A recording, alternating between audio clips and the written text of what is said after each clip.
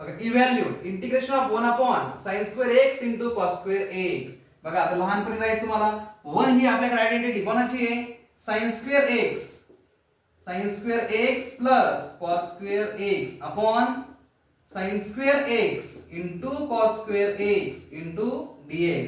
चला डिनोमिनेटर आहे या दोघांना पण आपण देऊन टाकू म्हणजे काय होईल sin square x upon sin square x into cos square x into dx. पुढे बघा परत इंटिग्रेशन टाका cos square x upon sin square x into cos square x into dx. बघा इथे sin square will get cancel, इधर cos square will get cancel. Integration of 1 upon cos square x into dx plus integration of 1 upon sin square x into dx 1 upon cos म्हणजे sec square x into dx plus integration of 1 upon sin square म्हणजे cosec square x into dx. बघा sec square integration tan x आणि cosec square integration minus cot x plus c 2 mark.